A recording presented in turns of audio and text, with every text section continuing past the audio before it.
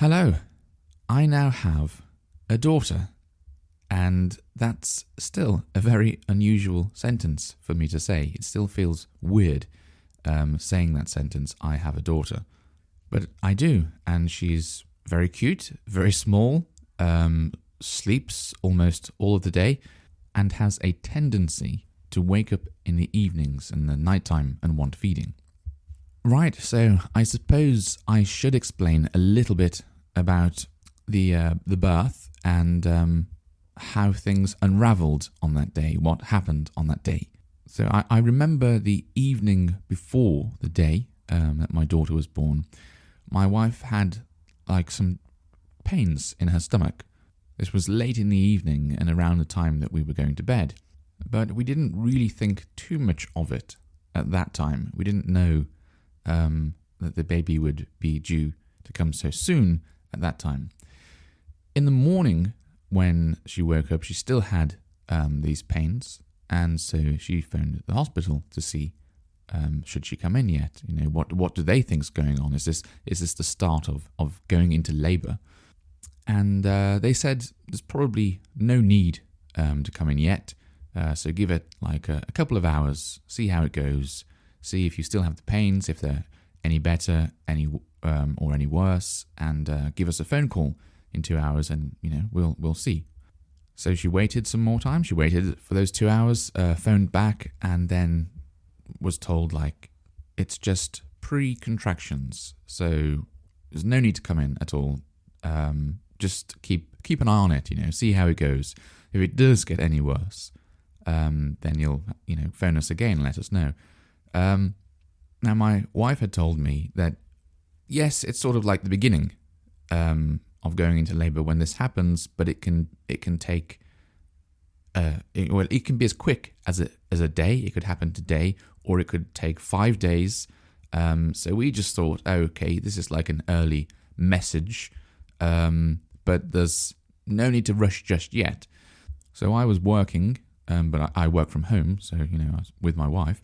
But I was working for the day, and my wife was just spending time in the house, trying to take it easy and just keeping an eye on this situation. And at some point, she came into my room and said she thinks she's going to phone the hospital again because I think the pains were getting a little stronger. But again, at that point, it was just about checking. We just wanted to know, is this okay? Is this normal? That kind of thing. So there was no sense of urgency. There was no sense that something might be happening right now.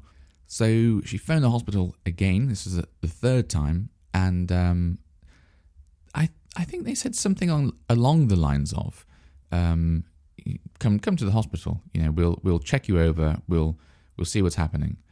So I think they weren't too sure either, which is interesting.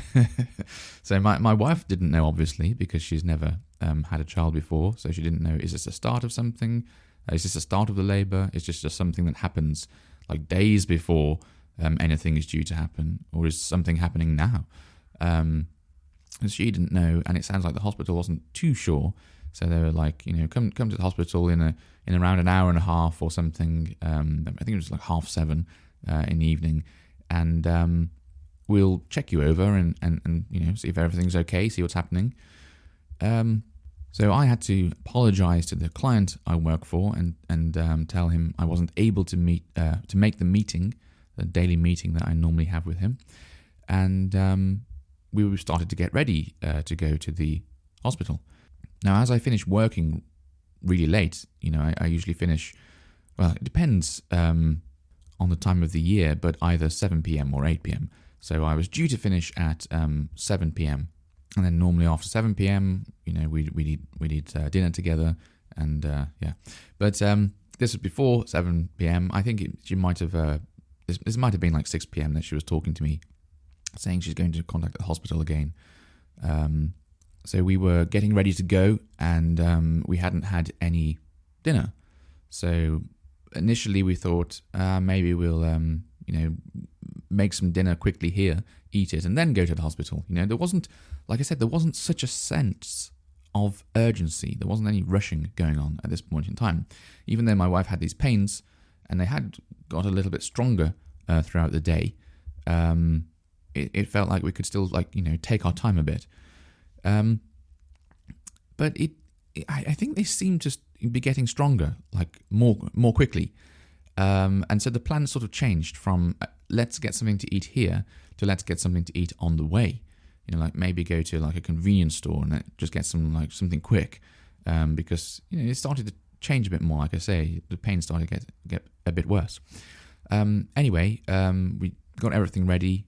We bought, like my wife had prepared this suitcase full of clothes and all kinds of things to take with her just in case she has to rush into hospital at any point. And we weren't sure if she was going to, go be admitted to hospital or not, so stay in hospital or not. So I said, do I need to take these things now? And she said, yeah, just take them in case. And anyway, on the route on the way there, it's not a long journey at all. It's about like 20 minutes to half an hour by car to the hospital. The pains just seemed to be getting worse and worse and worse.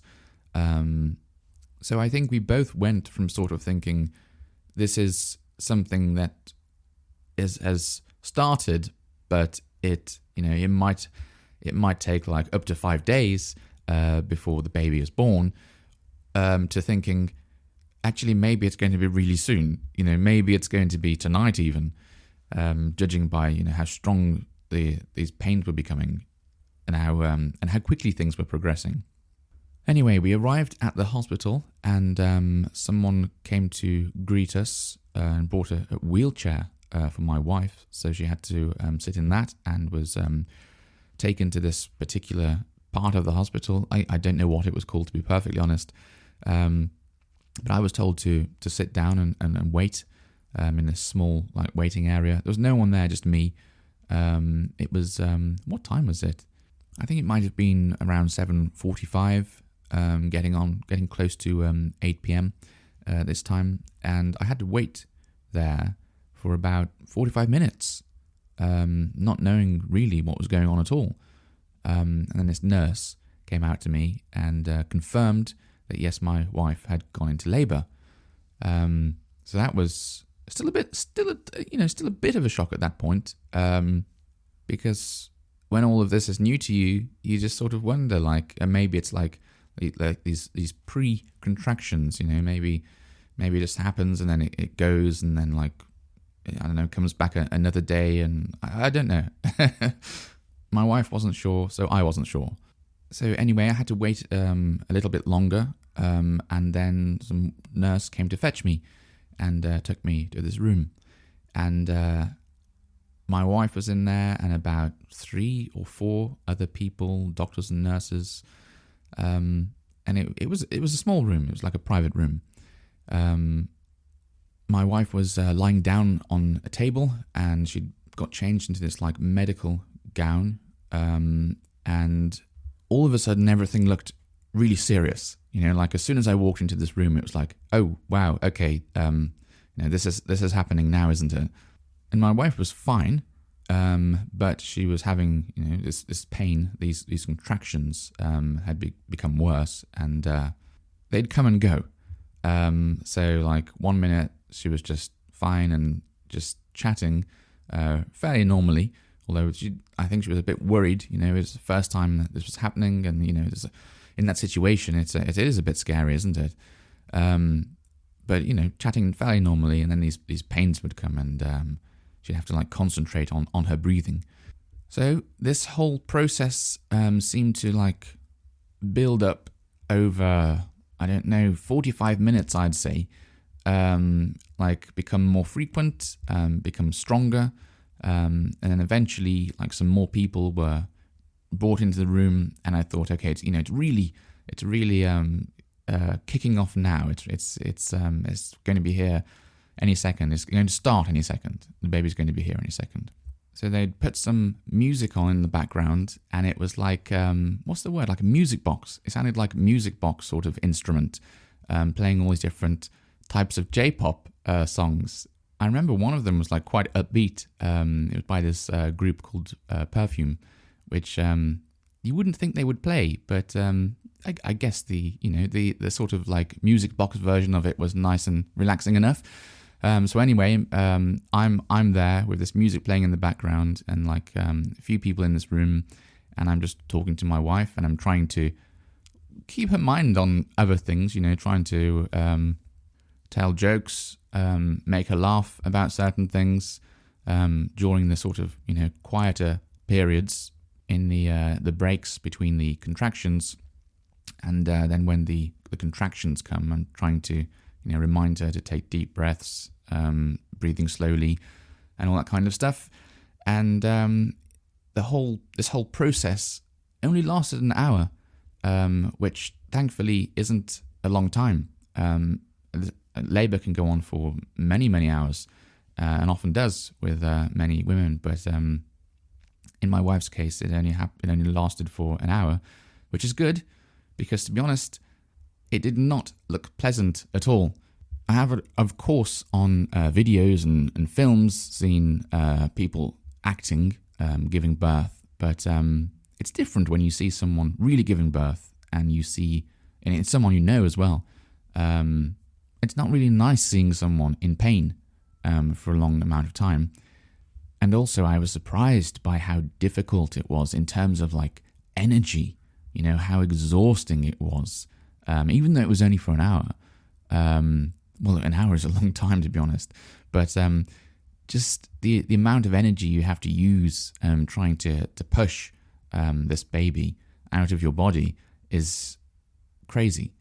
So I was trying to help as much as I can, but at the same time, you sort of feel like helpless. Like there's not really a lot that I can do in my position, and you'd like to help more, obviously, but you can't really. Although my wife did thank me afterwards and said, I supported her a lot, so I guess I must have helped.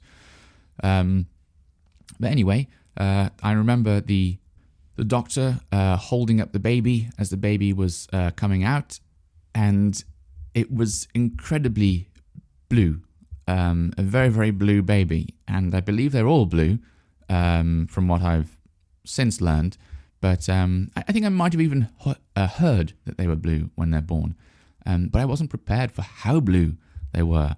So I saw this baby and I thought, is that like a normal colour of blue, or there's something wrong kind of colour of blue? But no one seemed particularly stressed about it, like none of the nurses were like rushing around trying to do something, so I guess it was just fairly normal. One nurse took the baby away and started cleaning the baby and whatever it was else that she was doing. I'm not too sure. I wasn't paying too much attention at that point. Most of my attention was back on my wife, who looked a lot more relaxed and a lot more happier now that this ordeal was mostly over.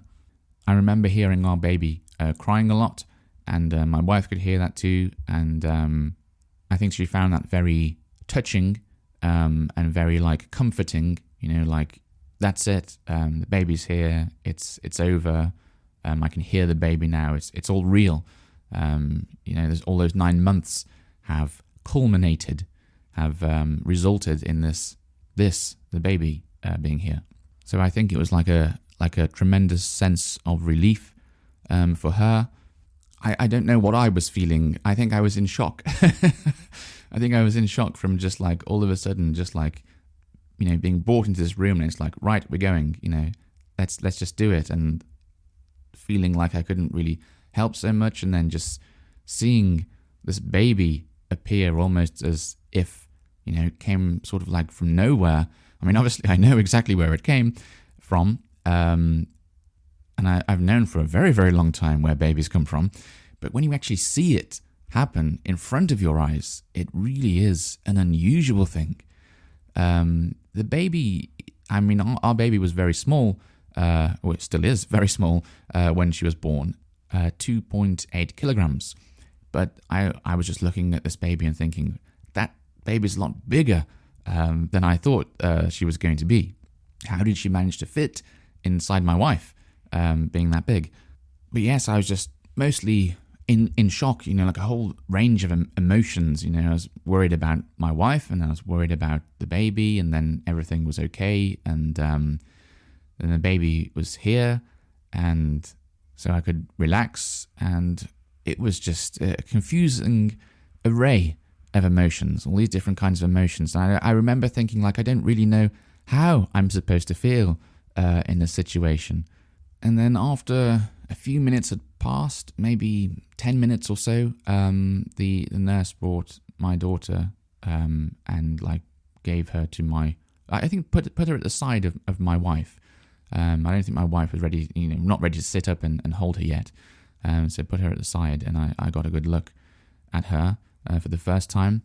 And then I was told my wife's parents had arrived and they were waiting outside. So I went out to greet them, and then we had to sit there for, I think, an hour. I didn't know what they were doing. So we had to sit there for an hour before I could go back in. We all went in. My parents-in-law, they could only stay for around, I think it was only around like 10 minutes or something, and then they had to leave.